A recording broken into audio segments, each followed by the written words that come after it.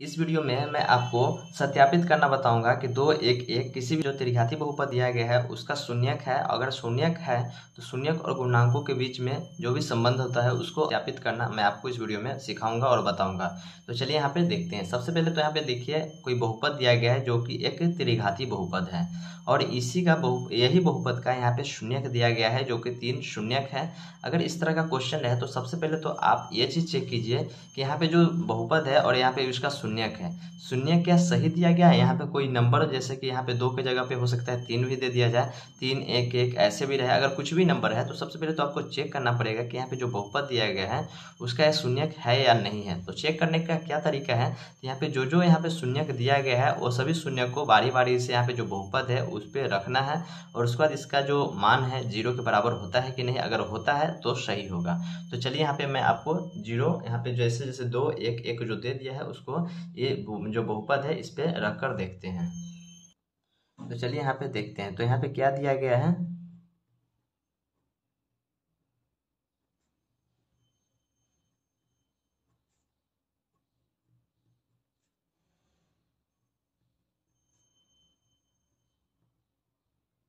दिया गया बहुपद यही है x³ - 4x² + 5x - 2। इस पर अब क्या करना है, तो यहाँ पे x के जगह पे यहाँ पे 2 और 1 और 1 तीनों को रखना है बारी बारी से। तो यहाँ पे p के जगह पे क्या रखना है, पहले 2 को रखते हैं। 2 को रखने के बाद यहाँ पे जहाँ जहाँ x है वहाँ वहाँ पे 2 रख दीजिए। तो 2 का क्यूब हो जाएगा, -4 है, गुना में यहाँ पे देखिए x² है तो यहाँ पे 2 का क्या करेंगे स्क्वायर कर देते हैं। उसके बाद यहाँ पे देखिए यहाँ पे प्लस है 5 है तो 5 कर देते हैं और यहाँ पे देखिए x के जगह पे क्या है 2 रखना है, यहाँ पे गुना है, माइनस हो गया और यहाँ पे 2 है। तो इसको अब तोड़िएगा तो 2 का क्यूब कितना हो जाएगा, तो 2 का क्यूब हो जाएगा 8 हो जाएगा, माइनस हो जाएगा, माइनस यहाँ पे 4 है और इसको 2 का स्क्वायर करेंगे तो 4 और 4 में 4 से गुना करेंगे तो 16 हो जाएगा। फिर प्लस यहाँ पे देखिए 5 और 2 को गुना करेंगे तो 10 हो जाएगा और -2 है। तो यहाँ पे देखिए यहाँ पे माइनस माइनस वाले को जोड़िए तो यहाँ पे -2 है और -16 है तो माइनस माइनस को जोड़िएगा तो -18 हो जाएगा। और यहाँ पे देखिए 10 है और 8 है तो 10 और 8 को जोड़िएगा तो 18 हो गया और माइनस और इधर माइनस है तो ये दोनों को जोड़िएगा तो -18 हो गया। यानी कि जो आया सो 0 हो गया। तो यानी कि जो एक का जो यहाँ पे जो शून्यक दिया है वो सही है। उसके बाद अब अगले दूसरा देखते हैं। दूसरा रखकर देखिए दूसरा में क्या है, तो 1 है तो 1 को रखकर देखते हैं। तो बहुपद क्या था, तो x³ था -4x² + 5x - 2 है। इस पर अब रखना है 1 को, तो 1 का क्यूब हो जाएगा -4 × 1 का स्क्वायर यानी कि 1 हो जाएगा, प्लस 5 × 1 हो गया -2। तो 1 का क्यूब 1 -4 + 5 - 2। तो यहाँ पे देखिए माइनस माइनस को यहाँ पे देखिए -2 है और यहाँ पे -4 है तो दोनों को जोड़िएगा तो -6 हो जाएगा और 5 और 1 कितना हो जाएगा 6 हो जाएगा और -6 यानी कि इससे भी 0 आ गया। दोस्तों यहाँ पे देखिए यहाँ पे दो बार 1 1 लिखा गया है यानी कि 2 शून्य को 1 है तो एक को यहाँ पे देख लिए 1 रखे तो यहाँ पे चेक हो गया है, डबल उसको फिर से 1 रखिएगा तो बात वही आएगा। और इससे ये भी पता चल गया है कि जो यहाँ पे 2 1 और 1 जो शून्यक दिया गया है वो इस बहुपद पे लागू करता है और यही बहुपद का एक शून्यक है। ये चीज़ पता हो गया है। तो अब क्या करना है, तो अब इसको सत्यापित करने के लिए आप क्या करना होगा, तो चलिए आप आगे देखते हैं। तो इसके लिए सबसे पहले आपको फार्मूला याद होना चाहिए जो कि मैंने पिछले फार्मूला आपको बता चुका हूँ कि त्रिघाती बहुपद का क्या क्या फार्मूला होता है। तो यहाँ पे मैं आपको बताता हूँ। तो त्रिघाती बहुपद से जुड़िए मैं 3 फार्मूला आपको बताया था। यहाँ पे देखिए मैं आपको बताता हूँ। पहला बताया था कि शून्यकों का जोड़ है, जैसे कि शून्यक में आपको अल्फा बीटा और गामा लिया था और इससे मैं बताया था कि अगर 3 शून्यक रहे तो यहाँ पे क्या करना है कि alpha plus beta plus gamma अगर इस तरह से रहे तो इसका क्या होता है -b/a होता है। ठीक, ये फार्मूला पहला था। दूसरा था कि 2 शून्यकों का गुना, जैसे कि अल्फा यहाँ पे 2 शून्यकों का गुना alpha beta plus beta gamma plus gamma alpha यानी कि गामा अल्फा कितना हो गया था c/a हो गया था। यहाँ पे दूसरा फार्मूला था।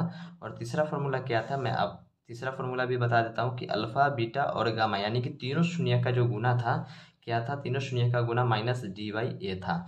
यही फार्मूला था जो कि मैंने पिछले वीडियो में आपको बता दिया हूँ और समझा भी था। इससे जुड़े जो मैं आपको बताना था वो पिछले वीडियो में बता दिया था। इतना हो गया। जब इतना हो जाने के बाद आपको सत्यापित करना है, तो चलिए मैं आपको आगे सत्यापित करने का तरीका आपको बता देता हूँ कि कैसे होगा। तो यहाँ पे आप देख रहे हैं कि यहाँ पे देखिए यहाँ पे alpha plus beta plus gamma, यहाँ पे 3 शून्यक है और यहाँ पे तीनों शून्यक यहाँ पे दे चुका है। देखिए यहाँ पे तीनों शून्यक दे चुका है, तो तीनों शून्यक को यहाँ पे रखते हैं। अल्फा का यहाँ पे देखिए, अल्फा का जो वैल्यू है, अल्फा बीटा और गामा, अल्फा का वैल्यू कितना दे दिया है, 2 दे दिया है। बीटा का जो वैल्यू है 1 है और गामा का वैल्यू है वो भी 1 है।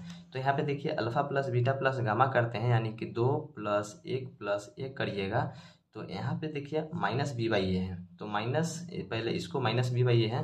तो अगर यहाँ जो बहुपद दे दिया गया है, यहाँ पे देखिए x³ - 4x² + 5x - 2, तो अब यहाँ से हमको क्या करना पड़ेगा, माइनस बी बाई ए होता है, ठीक है। Alpha plus beta plus gamma यानी कि तीनों शून्यकों को अगर हम जोड़ते हैं तो माइनस बी बाई ए होता है। माइनस बी बाई ए कहाँ से होगा, तो देखिए माइनस बी, यहाँ पे देखिए माइनस बी कहाँ से होगा, तो यहाँ पे इसको, यहाँ पे ए हो गया, बी हो गया, सी हो गया और डी हो गया।